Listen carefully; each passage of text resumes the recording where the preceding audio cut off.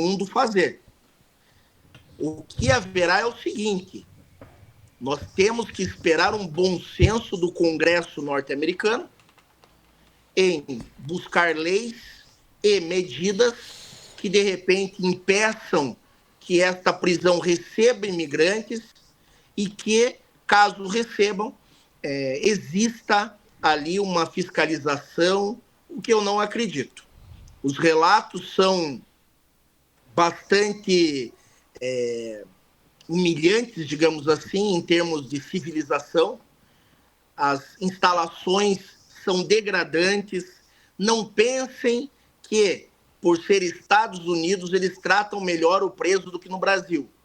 O sistema norte-americano é mais punitivo que o brasileiro, porque tem penas maiores, porque alguns estados ainda permitem prisão perpétua e a pena de morte, hoje em dia, é algo ali que está fluindo de uma forma de que em democracias provavelmente deixará de existir, apesar de que isso também é uma dúvida que eu tenho, porque com o avanço de políticas extremistas, que na minha opinião pessoal não são de direita nem de esquerda, são ditatoriais. Qualquer extremismo é ditatorial, porque impõe verticalmente, de cima para baixo, decisões ao povo. E não podemos esquecer que em democracias a decisão é do povo, por intermédio dos seus representantes, eleitos de forma democrática, de forma livre. Então o poder é e será sempre do povo. Quando esse poder muda de mão e ele passa a ser algo de cunho pessoal, privado, daqueles que ocupam o poder naquela determinada região, aí ele passa a ser ditatorial. Não nos resta muito a não ser esperar, e também que líderes também mundiais tentem conduzir ali conversas, apesar de eu não acreditar que o presidente dos Estados Unidos esteja para muito papo. As decisões dele serão tomadas, e até onde não impliquem ali em prejuízos financeiros aos Estados Unidos, eu acredito que ele prosseguirá nessa ideia, o que é um prejuízo para toda a humanidade. Imagine, Alexandre, ouvinte, mais de 30 mil pessoas aprisionadas, sofrendo, passando ali lástima por terem tentado buscar, claro, de forma irregular, uma vida melhor, mas que não são criminosos. Eu sempre bato neste ponto.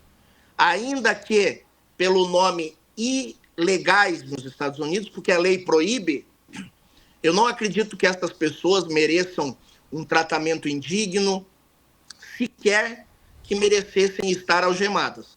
Apesar de que esta é uma decisão dos Estados Unidos também, dizem que não é somente deste governo, que já vem de governos anteriores, que estes deportados no trajeto dos Estados Unidos até os seus respectivos países devam ir ali com algemas, mas de forma alguma deixar o avião com algemas, serem ali depositados como objetos nos seus países, como lixo verdadeiro humano. Então, o respeito deve existir. Uma coisa é a regra que existe nos Estados Unidos. Quando eles adentram a solo brasileiro, americano, japonês, europeu, africano, tem que respeitar as leis do Brasil. E quando nós permitirmos que arbitrariedades e que maldades sejam cometidas por estrangeiros dentro do nosso país, não existe patriotismo, não existe soberania. Aí nós viramos colônia de novo e temos que baixar a cabeça para eles. E eu acredito que isso ninguém quer. Doutor Sérgio, eu sempre aqui tenho discutido muito, né, o programa Alô Paraná. Ele vai de segunda a sexta. Na segunda-feira nós temos o quadro Crimes em Aberto com o senhor, com o doutor Sérgio Jaworski, e eu entrevisto muitos políticos, né? E na semana passada eu entrevistei 2 deputados estaduais pelo estado do Paraná. Entrevistei o Ademar Traiano, né, que era presidente, até hoje ele é presidente, hoje ele entrega o cargo, e entrevistei o deputado Requião Filho, filho do ex-governador 3 vezes pelo estado do Paraná, Roberto Requião. E na realidade, quem quiser nos acompanhar, né, nós estamos ao vivo pela TV Paraná Oficial nesse momento, pela Rádio Paraná Oficial. E, doutor Sérgio, entrei na TV Paraná, entrei no nosso site aí, por gentileza. E eu estou aqui. O senhor está vendo aí a TV? Vai descendo aí até a TV, para que o senhor veja a condução da tela. Mas, enfim, você veja só, doutor Sérgio, e conversando com esses políticos, né, nós estamos comentando muito sobre o poder que é dado a um homem só, né?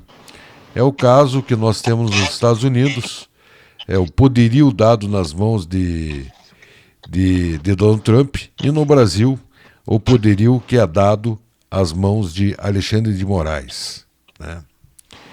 Então são homens que estão, através de suas decisões, de suas atitudes, estão colocando uma nação, né, de mãos amarradas, não podendo a nada fazer.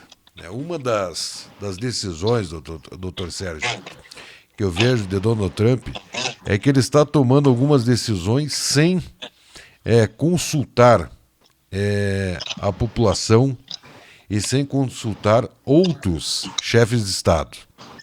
Que nem no caso do Alexandre de Moraes, ele acaba tomando algumas decisões, ele que nunca foi eleito a nada.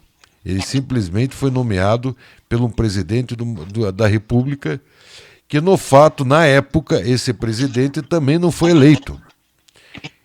Esse presidente que, quando nomeou Alexandre de Moraes, ele tinha assumido o cargo de presidente da República pelo simples fato que a titular da chapa que foi eleita, Dilma Rousseff, foi impeachmentada.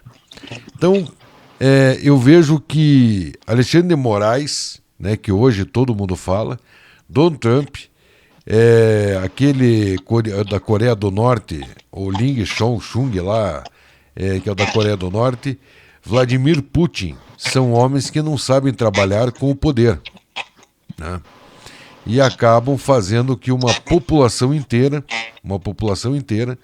de vários países, caso de Donald Trump, acabam sendo prejudicadas por um egocentrismo muito grande.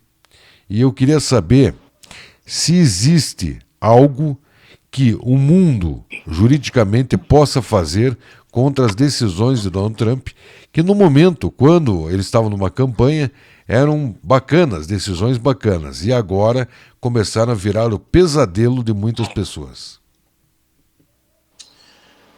Alexandre, embargos comerciais ninguém promoverá contra os Estados Unidos. Nós temos aí algumas declarações de Donald Trump relacionados ao aumento de impostos de países ali que ele atualmente considera que não tem uma boa verbalização com o atual governo dos Estados Unidos. Então ele tem ali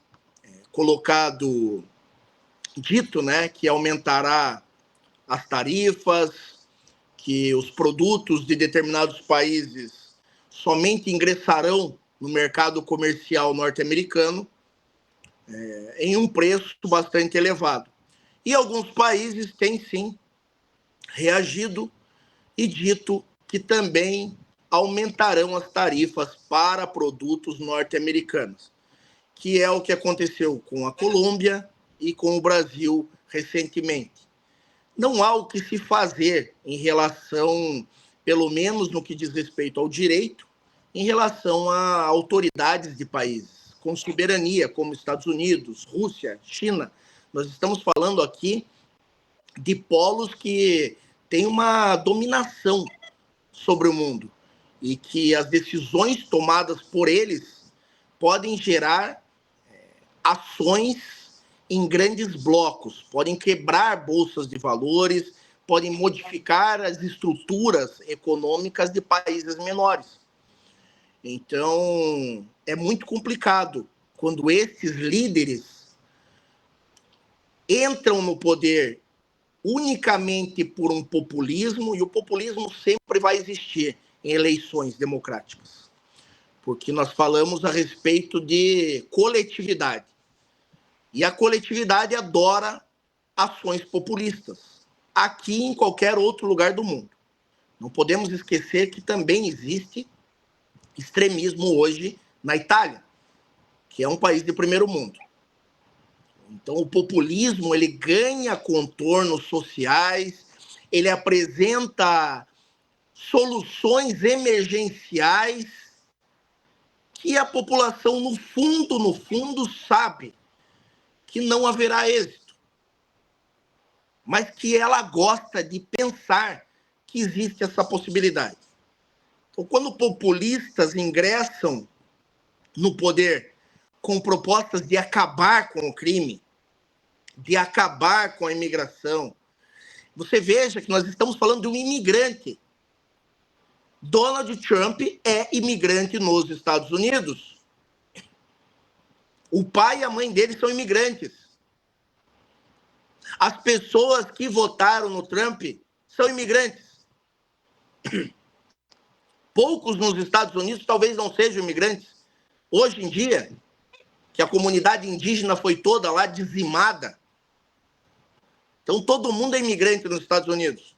Aí, é claro, virão aqueles que dirão, são imigrantes, mas a maioria são imigrantes legais, e realmente, mas não deixam de ser imigrantes. Não nasceram naquela terra, foram buscar novas oportunidades. Veja, o fato de uma pessoa ingressar por uma fronteira ou dentro de um avião com um passaporte modifica, sim, pela questão da irregularidade, mas não pela questão das pretensões do que essas pessoas buscam lá, que é, sim, o sonho americano. Este sonho americano que é vendido pelos próprios Estados Unidos. Esse sonho americano que é vendido todos os dias nos filmes norte-americanos, nas séries norte-americanas, na política norte-americana, porque hoje, se nós formos ver, bem, o Trump, ele é o novo, talvez, anti-herói aí que existe no mundo, mas ele se coloca, assim, com capa, daquele que resolverá todo o problema. E isso, de super-herói, eu nunca acreditei, Alexandre. A questão de você achar que qualquer ser humano é um super-herói, isso prejudica o seu senso crítico, a sua visão de mundo. Nós precisamos ter um cuidado muito grande, porque não é 1 ou 10 vidas ali que foram desperdiçadas que não valem nada. Cada vida humana vale. Porque você deve sempre pensar, você, quando eu digo, é o ser humano, que aquela vida que foi desperdiçada poderia ser a tua vida. Poderia ser de alguém que está próximo a você. Então, o ser humano precisa ter um pouco mais de empatia pelo outro, por aquele que chega no país. Por acaso ninguém sai do seu país. Por acaso ninguém enfrenta uma balsa da África para chegar em outro lugar. Por acaso ninguém foge de um país em condições subhumanas, em porões de grandes navios, sem comer, sem beber água por dias, semanas, por nada. É uma questão de ordem mundial. A maior população que nós temos hoje no mundo sofre porque as riquezas estão condensadas nas mãos de poucas pessoas. Esta questão é muito mais complexa do que uma simples mudança irregular de um país. Muitas vezes é por sobrevivência. Muitas vezes, e talvez na maioria delas, seja por desespero. Porque se o ser humano pudesse ter condições reais de vida e desenvolvimento ali naquela localidade onde ele nasceu, onde ele se criou, tem amigos, tem ali afinidades com aquele local, duvido eu que a maioria gostaria de deixar para se arriscar em outro país, com uma língua diferente, com cultura diferente, porque eu tenho relatos de colegas que falam brilhantemente o inglês e que vivem lá e que estão em depressão, porque a cultura é diferente. É difícil para um brasileiro, para um africano que gosta de se comunicar, e eu morei já na Espanha. A Europa também é diferente, os brasileiros lá sofrem, muitos pegam depressão porque não tem esse contato físico, não existe isso de ficar visitando a casa um do outro, as pessoas são mais frias, mais na delas, e isso é cultural, não é por maldade, não é pensando que querem ser assim, não, desenvolveram-se assim, depois do tanto de guerras pelas quais passaram, de violência pelas quais passaram, é um povo sofrido também. Então nós temos que ter em mente que política e direito não são questões fáceis de se resolver.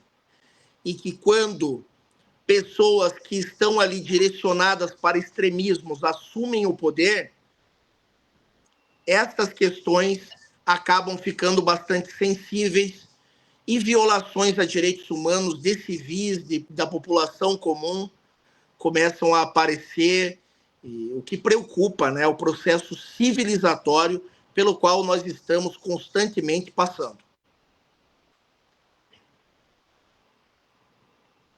Doutor Sérgio, nós estamos vendo as pessoas, né, por várias decisões, por vários momentos que as pessoas são privadas dos seus direitos de ir e vir. Nós estamos vendo que muitas pessoas, né, que acabaram de uma forma ou outra indo buscar o sustento de suas vidas em outros países, estão tendo que voltar. Pessoas que no nosso país não conseguem buscar uma oportunidade, porque às vezes aquela oportunidade está tomada por um imigrante, né, que de forma irregular está no país e que de forma irregular dá um benefício maior financeiro ao contratante, que não precisa muitas vezes registrar uma carteira de trabalho, não precisa pagar impostos e acaba preferindo contratar um venezuelano, um haitiano ou qualquer outro imigrante que esteja de forma irregular, por ele não precisar pagar tanto impostos. E isso tem gerado um desemprego muito grande para os brasileiros, e esse desemprego que tem gerado para os brasileiros tem motivado muitos a irritação, a términos de relacionamentos, a destruição de famílias. E isso nós vemos que tem gerado muito ódio, muita raiva nas pessoas.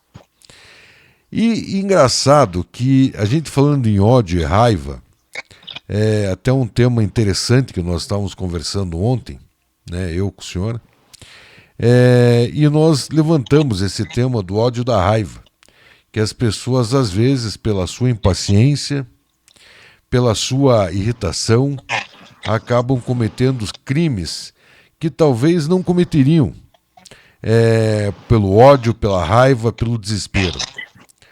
Falamos de crimes pequenos, como um furto de uma bala, o roubo de 1 litro de leite para levar para dentro de casa, ou um pacote de pão para dar de alimento para sua família. E também chegamos ao ponto aí de o estresse estar num volume muito alto e nós começamos a falar de crimes mais graves, como os crimes de raciais, crimes de preconceitos, crimes sexuais e até crimes homofóbicos, né? Então as pessoas estão num nível de estresse muito grande. E hoje nós vemos que todo esse nível de estresse ele é gerado simplesmente pelo desconforto que os brasileiros estão tendo com o nosso governo, que não faz nada para melhorar a qualidade de vida dos nossos cidadãos. E sim, será que o nosso governo não deveria agir, não de forma tão ríspida ou autoritária contra os imigrantes ilegais, mas sim tentar, pelo menos, regularizar, já que eles estão aqui trabalhando, regularizar os imigrantes para que eles também possam pagar impostos para o nosso país e seriam tendo direitos iguais aos nossos povo brasileiro e os nossos trabalhadores. Correto. Os governos, eles devem sim prezar, né, pelo bem-estar primariamente dos cidadãos que são nacionais. Então, não existe qualquer problema em se tentar regularizar e evitar também que o seu país ele seja tomado, né? Ele seja praticamente invadido por uma grande quantidade de pessoas e a economia e também as normas ali que regem aquela sociedade, porque quando você tem imigrantes, querendo ou não, eles vêm de outras culturas, eles têm outra forma de viver e também cresceram sob normas que muitas vezes são bem diversas daquelas que são aplicadas no país de destino.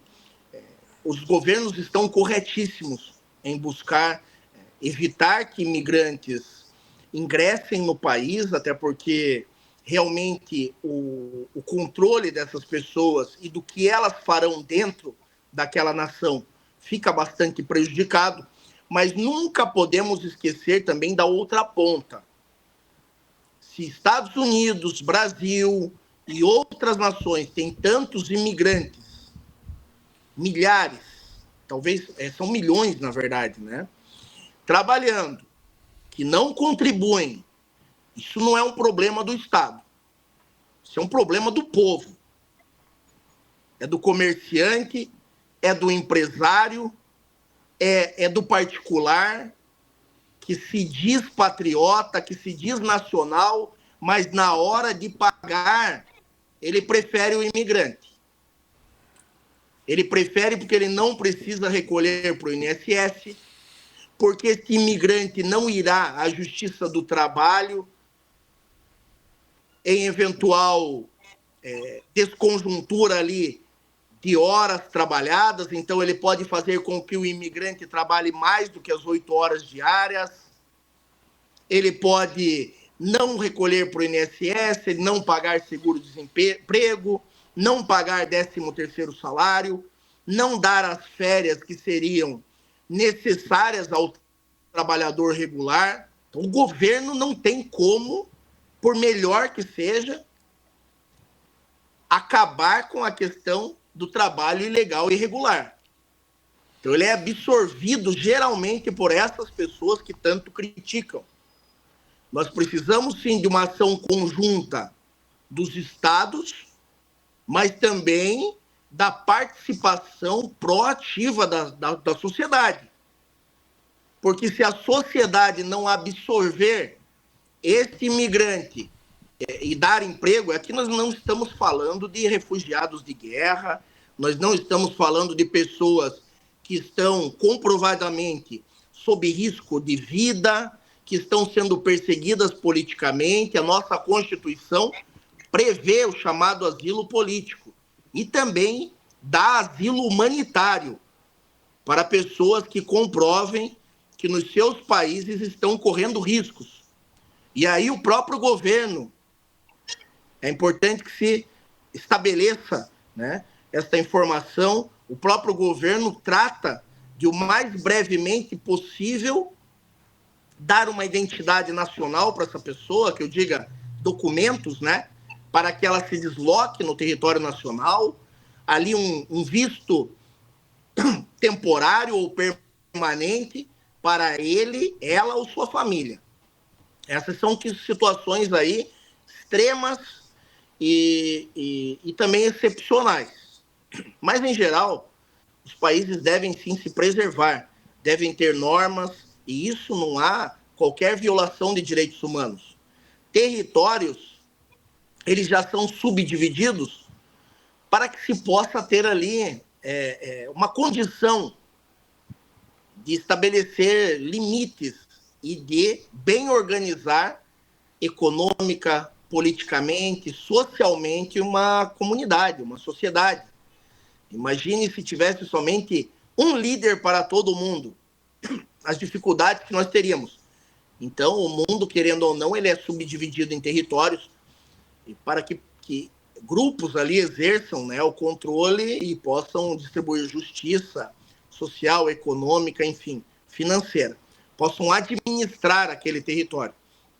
Então, as políticas, elas devem, sim, ser contrárias à imigração irregular. Aqui eu não estou, de forma alguma, incentivando. Pelo contrário, além de irregular naquele país em que a pessoa não saberá como ela será tratada caso seja apreendida e que não se entenda que por tratarem-se de países de primeiro mundo, Estados Unidos, Reino Unido, França, haverá tratamento humano.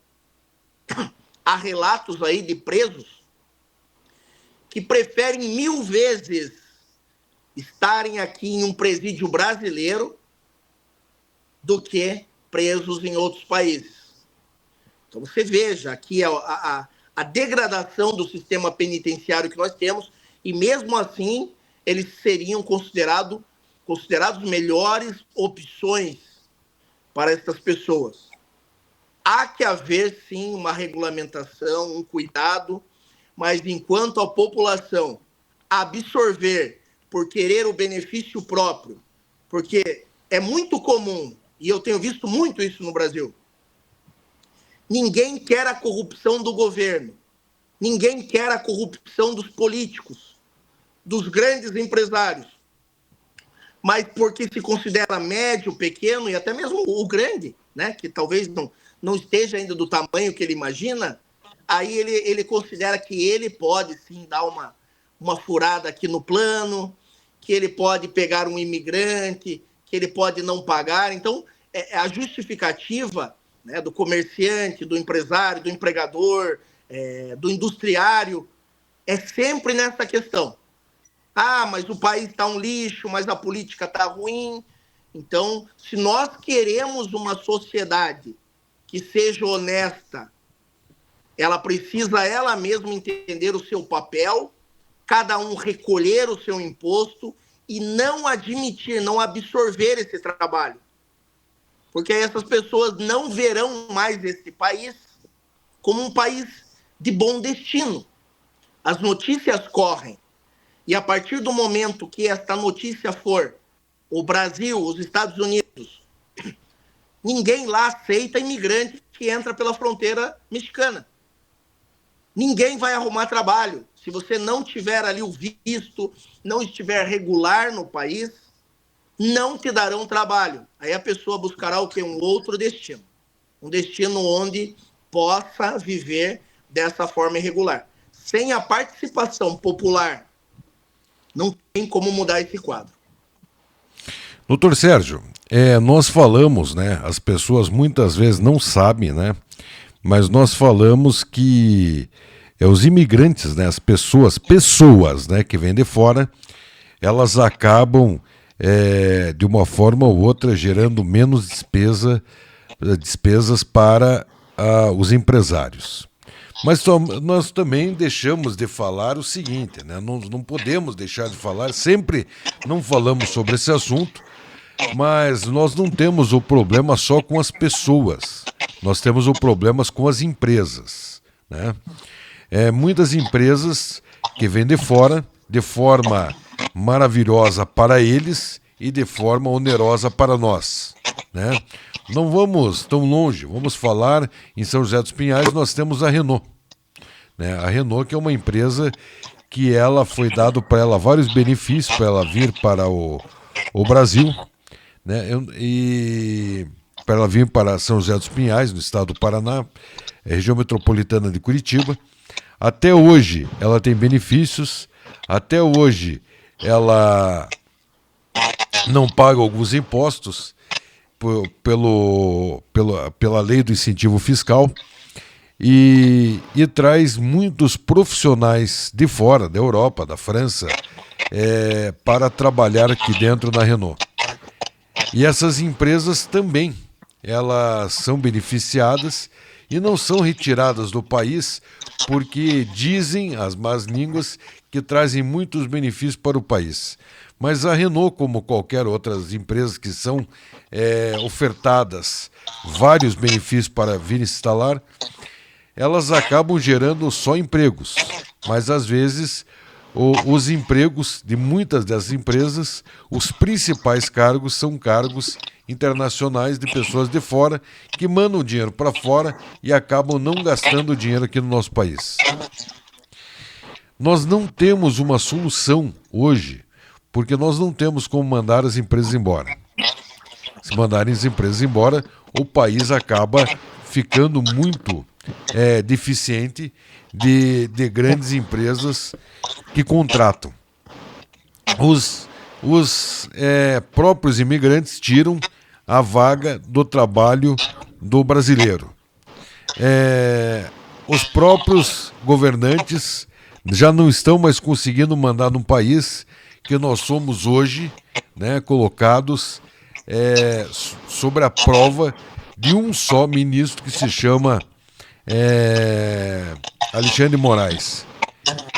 Qual é a solução hoje, principalmente, doutor, para que tudo isso tenha gerado muito desconforto, isso acabe eu acho que teria que ter um plano, né, de apoio a esses profissionais, a esses brasileiros, um apoio psicológico.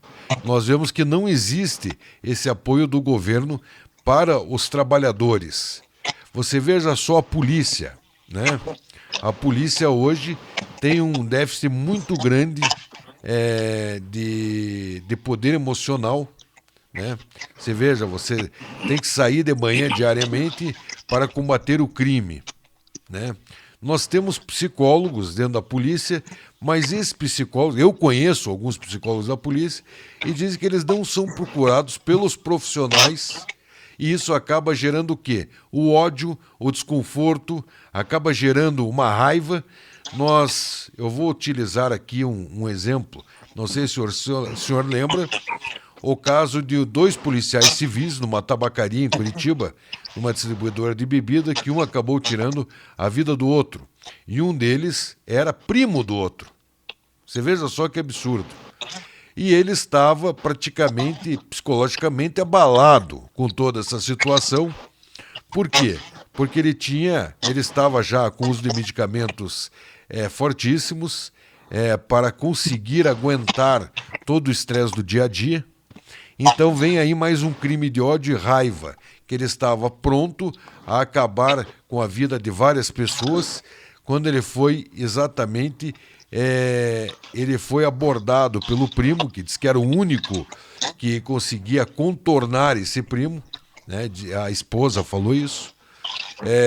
Eu conhecia até esse policial, o Guto Paredes, e ele acabou simplesmente tirando a vida do próprio primo. Mas o que acontece, doutor? Quando a gente fala em ódio, que a gente fala em raiva, tudo que é gerado pelo desconforto emocional é culpa de um sistema.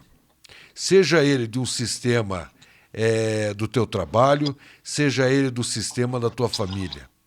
Nós tínhamos que conseguir uma forma que o governo desse saúde mental aos trabalhadores brasileiros. Eu acho que aí nós teríamos a solução. Nós falamos até agora, né, de tudo que cria o desconforto emocional na vida das pessoas, de tudo que pode levar ao extremo o comportamento da vida das pessoas, que pode levar-se a um crime, que pode levar-se a um furto, que pode levar... Mas tudo isso é decorrente de um desconforto nacional. E agora, vem a pergunta... Nós temos uma solução para todo esse desconforto se tornar novamente uma tranquilidade na vida das pessoas? Nós temos profissionais Quanto custa o psicólogo hoje para uma família carente? Quanto custa um plano de saúde para uma família carente? Quantos psicólogos nós temos no Estado? Quantos psicólogos nós temos no sistema de saúde? Quanto custa, talvez, aquele pai ou aquela mãe que estão estressados, não tem recurso para ir até um posto de saúde, às vezes pegar um ônibus para ir até o psicólogo? E eu acho que o que está gerando todo esse caos na sociedade brasileira é a falta de saúde mental. Está todo mundo em campanha política preocupado em falar de vacina, em falar de segurança, em falar de transporte, em falar de desenvolvimento, mas ninguém está preocupado com a saúde mental dos brasileiros. E eu acho que a saúde mental, ela faz parte, sim, da pasta da saúde e da pasta da segurança.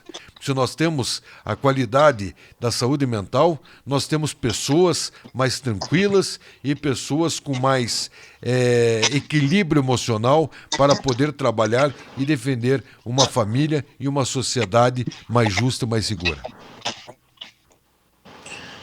Eu diria até que essa colocação que você fez, Alexandre, ela é brilhante. Por quê? Porque ela foca no ser humano. Ela foca em desenvolvimento pessoal. Só que aí nós precisaríamos de um olhar humano. E esse olhar humano, ele não gera votos. Então, a saúde do brasileiro, e aqui falando do brasileiro, né, que é com quem nós temos esse contato diário, você foi muito preciso, cirúrgico na sua colocação. É a saúde mental que está debilitada. E essa debilidade gera o ódio, gera a raiva, que a maioria das pessoas nem sabe de onde vem. Que ela é desenvolvida ali dentro, né, do corpo, do organismo dessa pessoa, devido a ela não saber lidar com essas mudanças estruturais que nós estamos tendo, principalmente na era pós-contemporânea da informática. Então, uma solução ali que eu já achei, não solução, mas é uma medida muito apropriada, foi a de proibir o celular em sala de aula. Na minha opinião pessoal, porque muitos podem entender, e eles não estão errados também em entenderem dessa forma, é opinião, como eu diria, que está na liberdade de pensamento e de expressar também a sua opinião, que é cláusula constitucional, mas que, para mim, proibir o celular no ambiente escolar, ele é importante por quê? Porque ele gerará atenção no aprendizado, porque promoverá relações interpessoais com demonstração de afetividade, de sentimento e até mesmo de raiva. Mas aí essa raiva poderá ser controlada. Ela será conhecida de professores, diretores, repassada aos pais, que poderão, sim, tomar medidas efetivas contra aquilo que está aflorando na criança ou adolescente. Então, eu não considero que é uma restrição à liberdade, mas sim uma decisão política de que algo está muito errado.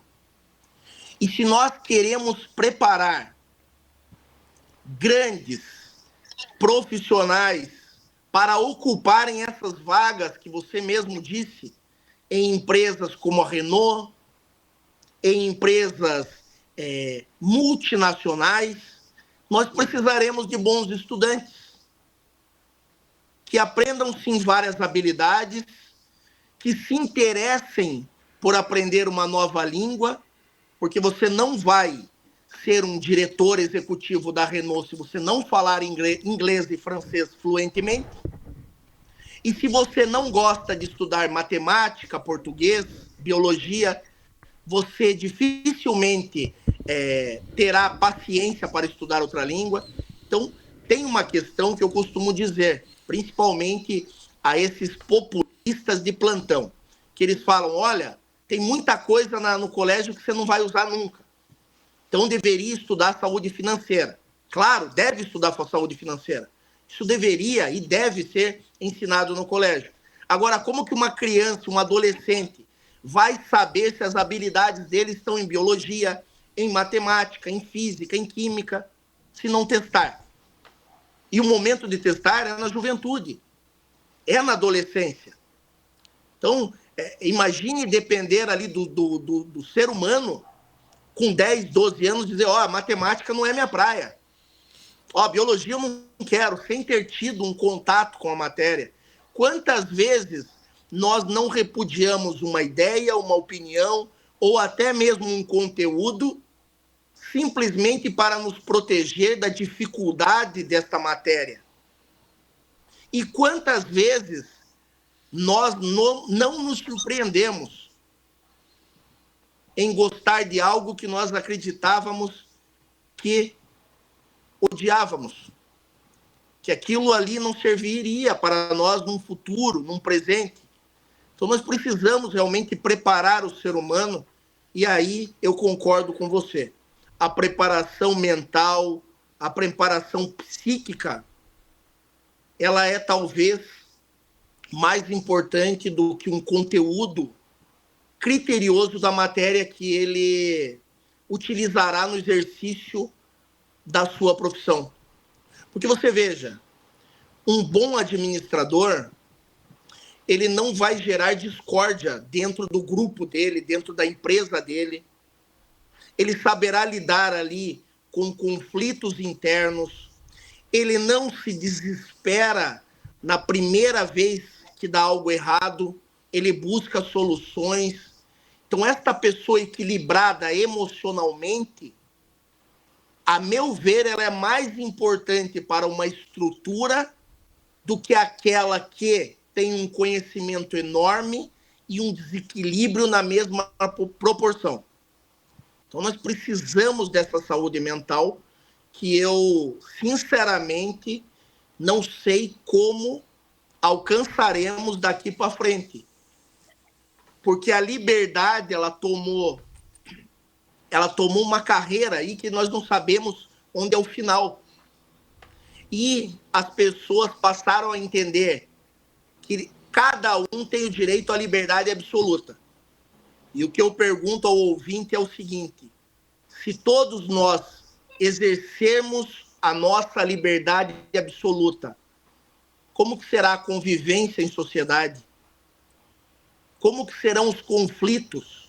Se amanhã alguém decidir aqui que vai chegar numa praia e em qualquer praia vai fazer um topless, e não somente na praia que é destinada a fazer topless. Aí ali nós vamos ter uma pessoa que entende que a liberdade dela é fazer topless. E do lado terá um pai, uma mãe que dirá, olha, eu não quero isso perto do meu filho. Então as normas existem para o quê? Buscarem um meio termo. E na busca desse meio termo, a nossa liberdade é restringida. O que não significa que nós não temos liberdade, mas que a partir do momento que nós participamos de um contrato social, de convivência pacífica, nós temos sim que seguir algumas regras. E seguir essas regras não significa que nós estamos abrindo mão de liberdade. Significa que nós estamos buscando, sim, mais segurança, mais possibilidades, porque a partir do momento que você se une a outro ser humano, as possibilidades, inclusive a primária, que é de sobrevivência, aumentaram.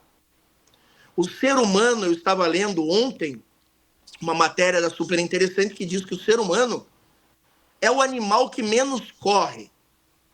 Nós não nascemos para correr. Então a nossa proteção, ela e assim, o ser humano é um dos animais mais frágeis que existe também. Imagine nós, cada um vivendo por si, numa selva, com tigres, leões, sabe-se lá qual animal, porque na floresta amazônica existe uma formiga que a picada dela Parece que a pessoa sofre dores 24 horas constante. Então, uma formiga pode nos matar. O ser humano, ele necessita unir-se a mais seres humanos para sobreviver. E isso é liberdade. Porque se nós estivéssemos tentando sobreviver na floresta sozinhos, nós não teríamos liberdade. Aí sim nós teríamos privação de liberdade. No tocante a essa questão de isenção de impostos, os governos eles precisam estudar muito antes de fechar aí essas parcerias com empresas que vêm de outro país. Por exemplo, nós temos muitas leis que determinam que em determinadas situações a sede precisa ser no Brasil, o representante precisa ser brasileiro ou residente no Brasil, assim como o governo dá isenções de tributos, de impostos a essas empresas, e elas não são por pouco tempo, elas são de 30 anos para cima. O governo também poderia estabelecer ali que essas empresas promovessem qualificação, treinamento de nacionais e exigir um mínimo de nacionais dentro dessas instituições privadas, para que elas pudessem atuar no nosso país. E não existiria nada de ilegal nisso também, porque acordos são acordos. E eu não consigo entender que algo seria ilegal nessa situação, porque um estaria beneficiando o outro. Então nós temos que também parar, o Brasil precisa parar de ter esta consciência de ser o primo pobre dos outros. Hoje nós somos a 10ª economia mais importante dentre 193 países. Isso é muito. Isso é demais. Existem potências de primeiro mundo que não têm a nossa economia. O Brasil já foi a 7ª maior economia do mundo. A 7ª. Nós somos importantíssimos. Só precisamos tomar conta da nossa importância e do que nós representamos hoje no cenário internacional. Doutor Sérgio, falando, gostei do tamanho do copo d'água, hein? Esse copo d'água é para não deixar, é um balde d'água, né? É copo de chopp, mas na verdade hoje em dia só se toma água nele. Alexandre. É um balde d'água. Doutor Sérgio, nós falamos sobre um incentivo, né? Nós estávamos falando sobre futebol, né? No início, sobre esse absurdo que tem sido, né, essa selvageria e essa, como é que eu posso falar, essa violência no futebol. Mas essa violência no futebol que muitas vezes ela é até instigada pelos próprios clubes e diretorias de clubes de futebol. Mas o fator principal que hoje tem chamado muita atenção é a questão da guerra, né, do extremismo que é colocado em nosso país. Vamos começar pela política, né? Nós temos, de um lado, o povo que se diz da esquerda, nós temos do outro o povo que se diz da direita, e nós temos políticos, grandes influencers, grandes lideranças políticas que pela internet, que pelos jornais, pelos meios de comunicação, pelos portais de informação, acabam incentivando o cidadão a tomar um lado, ou da esquerda ou o lado da direita. Eles incentivam, como grandes lideranças políticas, eles incentivam jovens, adolescentes, incentivam pais e mães a tomarem partido, ou sendo de esquerda ou sendo de direita. Agora, a grande pergunta é, doutor Sérgio, eles incentivam esse ódio, eles incentivam essa briga. Grandes lideranças, como o ex-presidente Jair Messias Bolsonaro, com seus apóstolos. Do outro lado, nós temos o atual presidente da República, Luiz Inácio Lula da Silva, e ele, que abaixo dele, tem os seus guerreiros, cavaleiros guerreiros, que brigam pela esquerda. E do outro lado, a turma de Jair Bolsonaro brigando pela direita. E eu acho que essa divisão de lados, né, colocando o Brasil como se tivesse o lado A e o lado B, também tem feito que o ódio, a raiva, tem também gerado muitos crimes. Nós vemos um policial que foi morto em Foz do Iguaçu, numa festa de criança 2 anos atrás, porque ele era da esquerda e ele levou um tiro de um cidadão, de um policial que era da direita. Nós vemos o caso do dia 8 de janeiro de 2023, onde houve uma loucura descabida, onde pessoas atormentadas invadiram o Ministério do Planalto, né, e fizeram aquela selvageria. Pessoas que lotam uma avenida paulista incentivado por lideranças políticas e que dali, se aparecer algum oposto, vai acabar também sofrendo muito por ter encontrado esse grupo oposto. Agora, o grande problema é que eu estou falando aqui, doutor, que eu acho, nós estamos com o problema lá em cima. A escala é em alto nível. A escala não é aqui embaixo. A escala não é o trabalhador, porque o trabalhador está preocupado em chegar no seu emprego às 8 horas da manhã, às vezes às 7 horas, às vezes trabalhar a madrugada inteira para levar para dentro de casa o sustento da sua família, talvez para comprar um remédio para a saúde da sua mulher, do seu filho. Enquanto isso, pessoas, grandes lideranças, que são hoje influenciadores, porque influenciam milhares de pessoas, vão às redes sociais instigar as pessoas para brigar ou pela esquerda ou pela direita. Lideranças de clube de futebol que vão nas redes sociais instigar pessoas e marcar confusões em porta de estádio. E vamos num nível abaixo, aonde nós já temos hoje, marcado através de redes sociais ou através de alguns veículos de comunicação, nas portas de escolas, aonde os jovens deveriam estar estudando, eles marcando rixa e brigas contra grupos rivais. Então são situações que nós vamos do lá de cima até embaixo e nós estamos vendo que todo mundo está sendo, de uma forma ou outra, instigado a brigar, instigado a se revoltar. E a sociedade inteira que está pagando por tudo isso que está sendo feito por pessoas que se dizem, pelo menos se dizem, grandes lideranças políticas, grandes lideranças do esporte e grandes lideranças também das escolas. Doutor Sérgio, e daí vem a tal da saúde mental, que também é um problema. Olhe só o que os nossos governantes estão causando para o nosso país, para as nossas famílias, para os nossos filhos e talvez também para o futuro de nossos netos. Eu quero saber aonde, quando vai vir uma lei que vai proibir, porque teve a lei que proibiu fake news, que era outra forma de gerar raiva, de gerar desconforto. E hoje, qual será e quando será criada uma lei que proibirá um influenciador de instigar um grupo a brigar com outro, doutor Sérgio?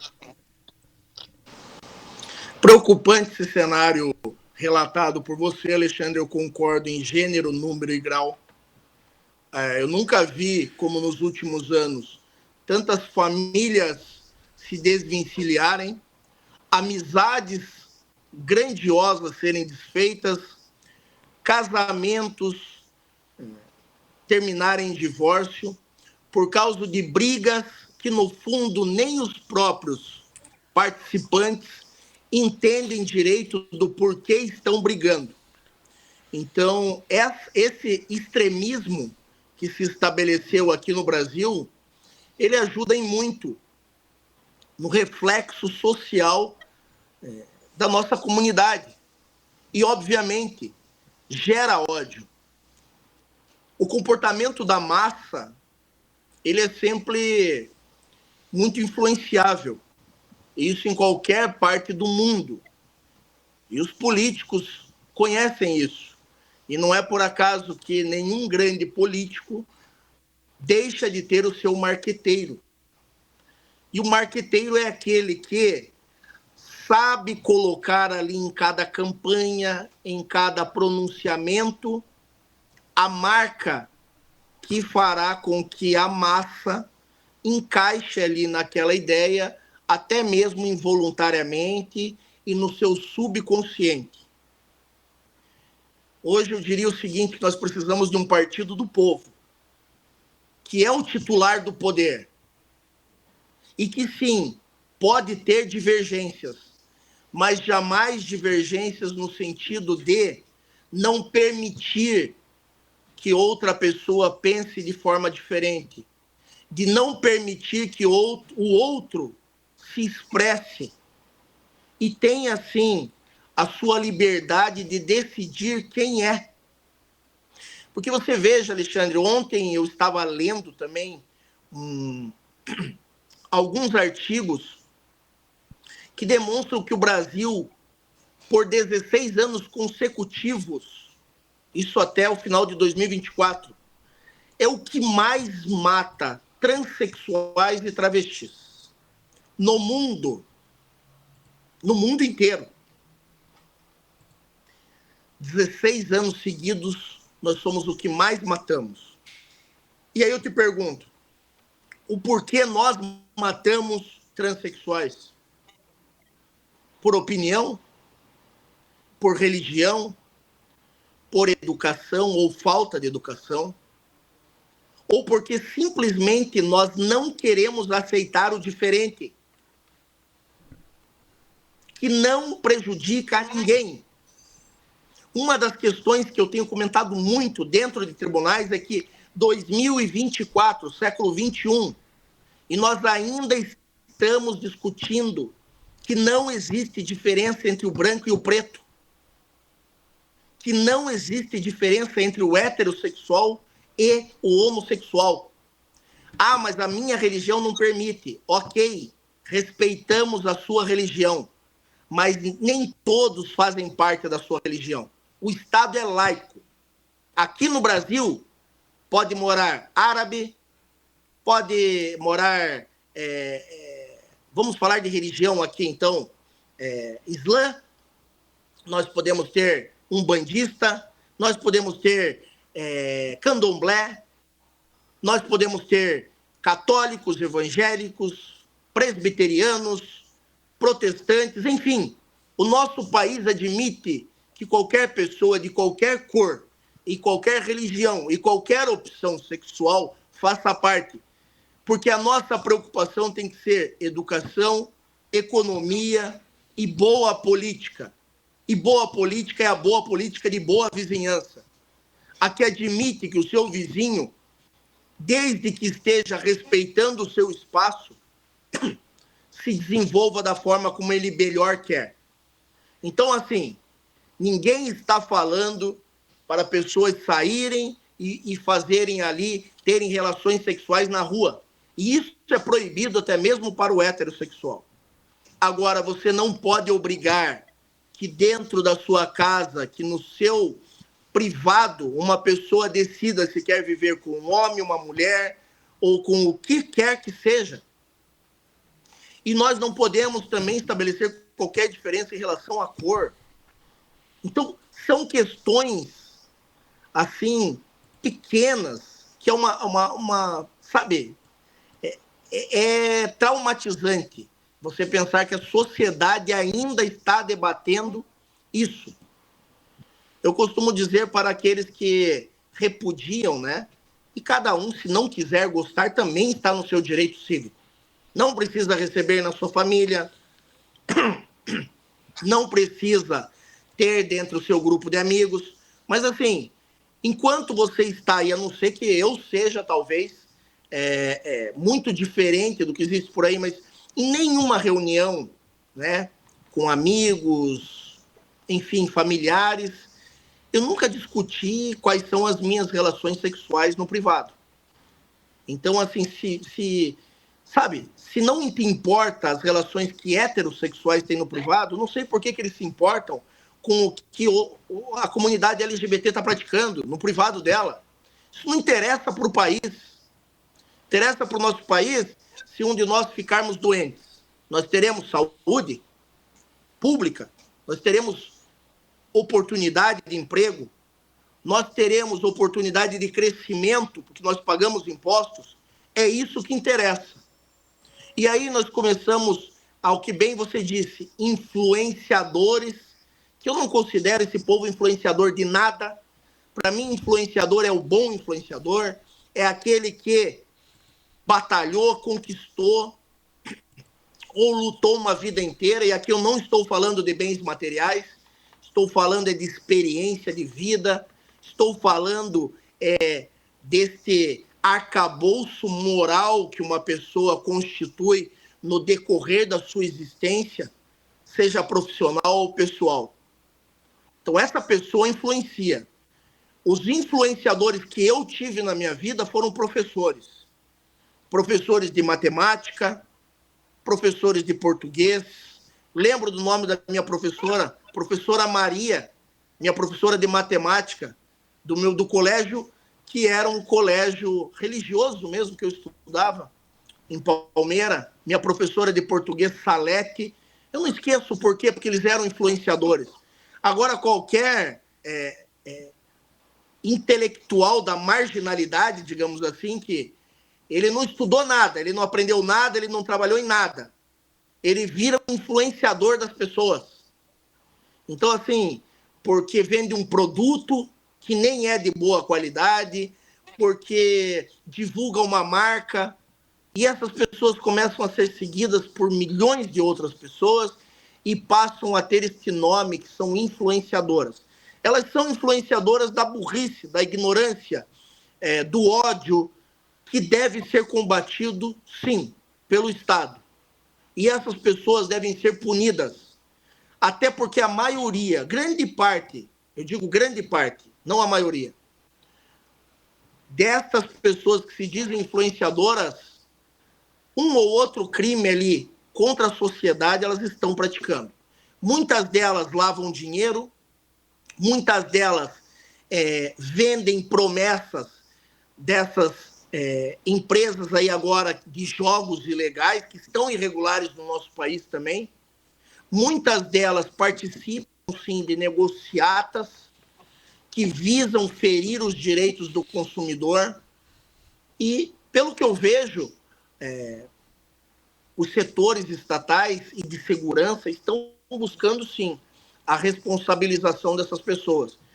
Eu vejo uma movimentação bastante efetiva, principalmente da Polícia Federal, que vem sempre investigando esses grupos, que não vem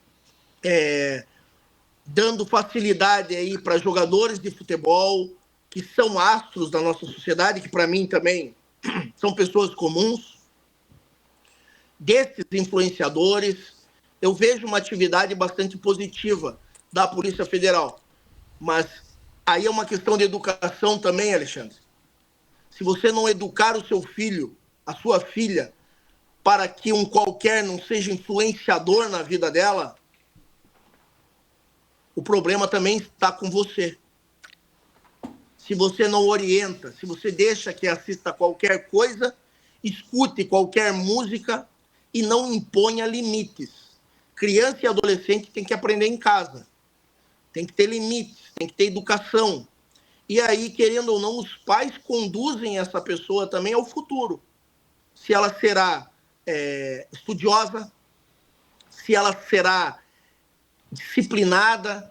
Se você não ensinar uma pessoa até os seus 18 anos, que é da maioridade brasileira, que nós admitimos que essa pessoa passe a ser totalmente capaz do exercício de direitos civis e de responsabilidade penal, você não fará que essa pessoa mude o seu conceito de vida depois dos 18 anos.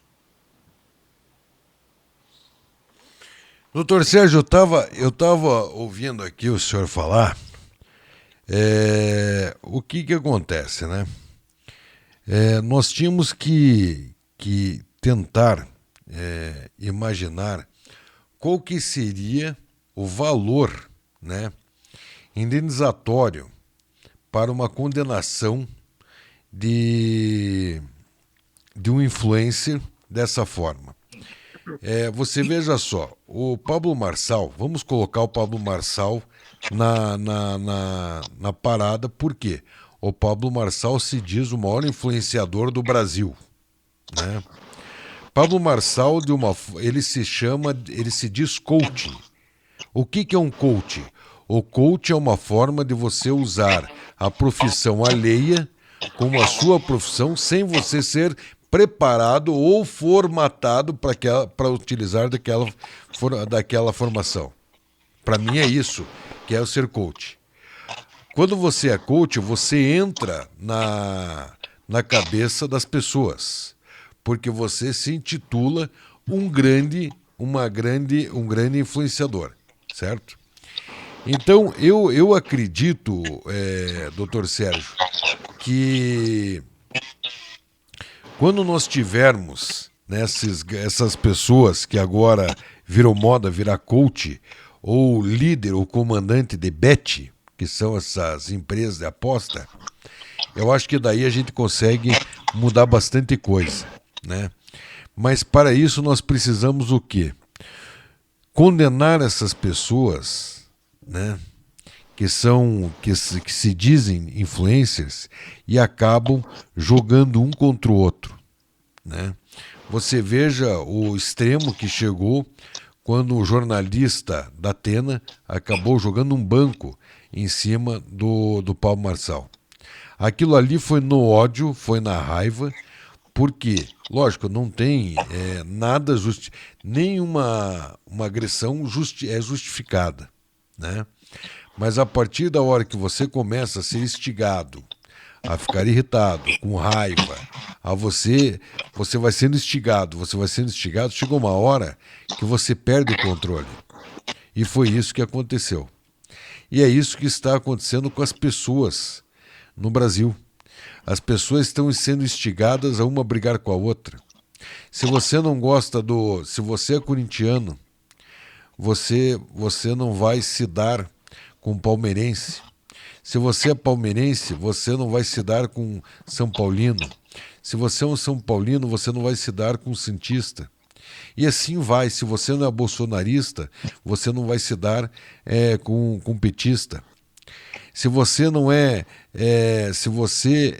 daí existe o ódio que vem também gerado pela homofobia, que é uma culpa também dos nossos influencers, que é uma forma que o pessoal da direita é contra a homossexualidade, é contra os transgêneros. Então é uma coisa jogando contra a outra, doutor Sérgio. Qual seria a solução? Nós faltando 10 minutos para o término do nosso programa, qual seria a solução para o final de tudo isso, doutor Sérgio? Eu indicaria para as pessoas pensarem se as decisões que elas tomaram, desde que esta raiva se dissipou na sociedade brasileira, se foram positivas. Que cada um que esteja nos escutando sente e veja se valeu a pena perder a amizade, se distanciar de um familiar ali, de um tio, de uma tia, de alguém que você convivia, de alguém que você gostava de ouvir as histórias, se distanciar daquele seu amigo da faculdade, terminar aquele relacionamento com uma pessoa que te respeitava, que cuidava de você, que queria debater ali questões importantes, que cuidava de você, se valeu a pena. E se vale a pena por qualquer político que já existiu, que exista ou que venha a existir. O que eu gostaria é que cada pessoa sentasse e fizesse a sua meia-culpa também, para ver se valeu a pena. Porque, no fundo, quando nós pegamos sistemas políticos, nós vemos que eles são muito parecidos. Hoje, na minha experiência, de 42 anos de vida que eu estou fazendo hoje, 3 de fevereiro, eu posso te dizer, com toda a segurança possível, hoje o governo que nós temos não é um governo de esquerda. Não é o governo de esquerda, daquela esquerda política dos livros. Não tem nada a ver com o contexto que foi colocado por Marx e Engels. Absolutamente nada a ver. Então, se você já briga por isso, você está errado. Assim como o governo anterior também falha em muitas questões que se diz de direita. Porque quando nós pegamos a direita realmente, que é patriota, que é a direita lá de Mussolini, essa direita não queria vender nenhuma estatal. Essa direita que é patriota, na sua concepção inicial, ela quer manter o domínio de todas as estruturas. Então, as pessoas estão confundindo vários conceitos e nem elas mesmas sabem o que significa direita e esquerda. Sequer sabem quando foi cunhada essa expressão, que é na Revolução Francesa do século XVIII, em que aqueles que do parlamento eram favoráveis à manutenção do absolutismo ficavam à direita. E aqueles que eram favoráveis a uma revolução em que o povo assumisse o poder mediante representantes eleitos democraticamente ficavam à esquerda.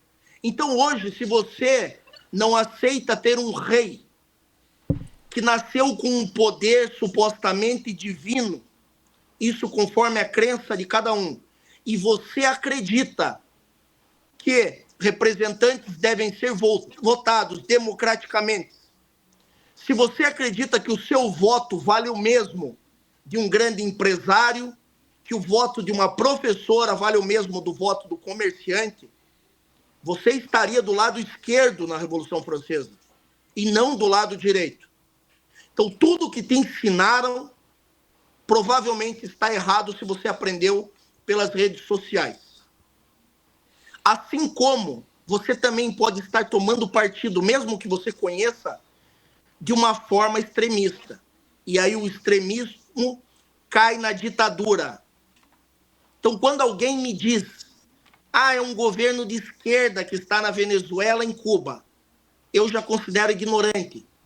São governos ditatoriais, assim como o governo da Coreia do Norte, que não permite que aquele povo assista o que bem entenda na internet, que não permite que exista independência no jornalismo e na divulgação de informações. Qualquer pessoa que sozinha tome o poder e comande uma nação, ela é além de ser uma narcisista, é ditador. Não é de esquerda nem de direita.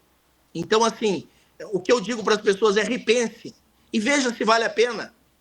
Mesmo você tendo cunho para determinados valores que te levem mais, digamos, nessa divisão hoje em dia, que é de liberalismo, enfim, ou de causas mais sociais, apesar de que eu, até mesmo se existisse um sistema absolutista, não consigo ver que causa social seja de esquerda. Para mim, causa social é de qualquer governo. Porque se um governo já se diz que ele tem que governar, ele vai governar quem? Os governados. E os governados precisam do quê? Saúde, alimentação, educação, ponto. Então não existe falar que a direita é contra. A pessoa primeiro precisa ler a cartilha. Eu quero que as pessoas comecem a ler as cartilhas dos partidos. Leia lá a cartilha do PSDB, leia a cartilha, sabe, para entender. Todo e qualquer partido político deve pensar no povo. O povo é o titular do poder. O povo é quem confere o poder ao político, que é representante naquele momento temporário. Então, assim, Não destruam as famílias, relacionamentos, amizades, por causa de pessoas que não estão nem aí para você. E você não deve estar nem aí para elas também. Não endeuse pessoas, porque quando nós conhecemos cada um a fundo, nós vemos que todos nós somos falhos e que ninguém tem que ser ídolo de ninguém. Na questão do coach, Alexandre, esta expressão é cunhada nos Estados Unidos, que dizia a respeito, dizia, porque não diz mais, aquele grande profissional de uma carreira de décadas, que depois decidia ensinar novatos a também se transformarem em grandes profissionais. Então, dando exemplo aqui para o ouvinte, seria um Michael Jordan hoje virar coach de determinados garotos que ele entende que tem ali o privilégio de serem, de repente, se bem conduzidos, ótimos da NBA, ele facilitar a vida deles com seus ensinamentos aprendidos com títulos, com anos de disciplina. Para o basquete. Enfim. Para o basquete. No basquete. Ah, tá. Porque tem pessoas que... Exatamente. Não, para o basquete, Alexandre. Para o basquete. Agora, se for para outra coisa, já tem que ignorar, porque daí nós temos o quê? É importante você ter feito essa tua intervenção. Aí nós temos, de repente, um jogador de futebol ali, que ele é interessante para a questão do esporte, mas daí já vem falar de outra coisa, ele já destrói tudo aquele arcabouço que ele tinha ideológico, que serve para uma coisa, mas que ele, no resto ele não é coach de nada. Doutor Sérgio, primeiramente eu quero lhe dar os parabéns pelo dia de hoje. A minha bola de cristal hoje ela estava sem pilha, então nós não descobrimos que hoje era seu aniversário, que ela sempre me avisa quando é aniversário das pessoas. Queria lhe desejar... Eu ia te avisar ontem, mas eu quis fazer surpresa no ar mesmo. Agradeço, obrigado. Quero te agradecer também. Eu sou muito, muito grato por estar aqui nesse dia com você. É uma felicidade, assim. Essa aqui é a minha festa. Eu poder estar na sua rádio, nos seus 33 anos que você tem aí de muita experiência. Você é um cara também equilibrado politicamente. As suas opiniões eu aprendo muito, e hoje fazer aniversário para mim, mais do que um bolo, que obviamente é legal reunir a família, mas é ter um emprego onde te deem a possibilidade também de você seriamente expressar a sua profissão e o seu aprendizado. Doutor Sérgio, eu quero, em nome de toda a equipe da Rádio Paraná Oficial, lhe parabenizar, desejando a você que nesse novo capítulo de sua vida, que esse 42º capítulo seja escrito com muitas vitórias, muitas conquistas e principalmente com muita saúde.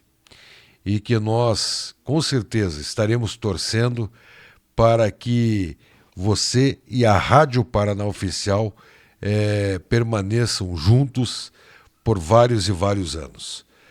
Doutor Sérgio, eu quero lhe parabenizar e lhe desejar um feliz aniversário.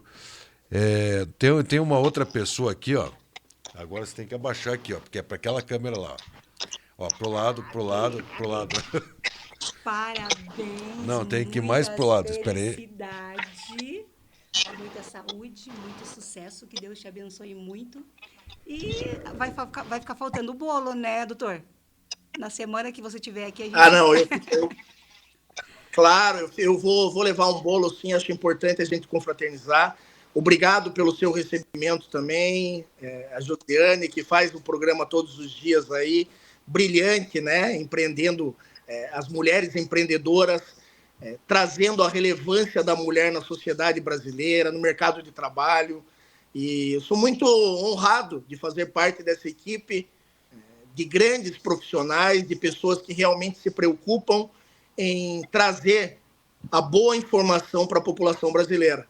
Estaremos aqui novamente semana que vem com mais algum assunto interessante da seara criminal. E até lá, para o ouvinte que nos acompanhou até essas 10 horas do dia 3 de fevereiro de 2025. Um excelente dia e uma boa semana, doutor. Tchau, tchau. Obrigado, um abraço. Tem mais um aqui, tem mais um parabéns aqui, doutor. Feliz aniversário, é? doutor Sérgio. Muitas bênçãos de Deus para a sua vida e vamos comemorar quando você estiver aqui. Muito obrigado, Amanda. Parabéns pelo seu trabalho também. Uma excelente fotógrafa e já utilizei, né, dos seus serviços e adorei, assim. Sou seu fã também. Obrigado. Não vejo a hora de estar aí na rádio para a gente poder comemorar junto. Tenho certeza que eu vou levar um bolinho aí para gente. Nós que vamos preparar o bolo para você. Muito obrigado. Bom programa agora que vocês iniciam. Dr. Sérgio Jaworski, eu quero lhe pedir um favor, né? Para que o senhor que é colunista do portal Paraná Oficial, que o senhor prepare uma matéria que veio aqui, me foi tocado aqui agora, escrever uma matéria sobre a Revolução Francesa, onde conta a história da direita e da esquerda. Seria muito importante nós termos essa história. Esse programa de hoje está sendo gravado e eu também vou colocar esse programa como a título de consulta, falando da direita e da esquerda, essa questão do extremismo que tem imperado na nossa sociedade. Doutor Sérgio, são 10 horas e 2 minutos, já invadimos o programa da Josiane Mota e só temos a agradecer a sua participação. E lembrando que segunda-feira, semana que vem, estaremos novamente com mais um capítulo do programa Crimes em Aberto, um programa com o doutor Sérgio Jaworski, agora mais velho e a semana que vem mais experiente. Obrigado, Alexandre. Obrigado, ouvintes. Um abraço e até mais. Valeu, doutor Sérgio. Muito obrigado. Esse foi o doutor Sérgio Jaworski falando aos ouvintes da Rádio Paraná Oficial. Só temos a agradecer a todos vocês pela alegria, pela companhia, agradecer vocês pelo carinho de mais um dia nós estarmos aqui juntinho com vocês. Eu agradeço a todos vocês pelo carinho, agradeço a todos vocês pela audiência e quero desejar a todos vocês, porque o mês de fevereiro está apenas começando. Um mês com muitas possibilidades, um mês com muita oportunidade. Que esse mês seja abençoado por Deus e que Deus venha fazer com que vocês venham conquistar todos os seus objetivos. E que nesta semana que se inicia seja uma semana de grande luz, com muita paz, alegria e harmonia. Eu venho desejar a todos vocês uma ótima segunda-feira. E se Deus quiser, ela será. E agora vocês fiquem com o programa dela, Josiane Mota, Empreendendo com Elas. E ao lado dela, sempre, a fielíssima escudeira, Amanda Carneiro. E eu, Alexandre Domingues, como eu digo, de segunda a sexta, eu fui!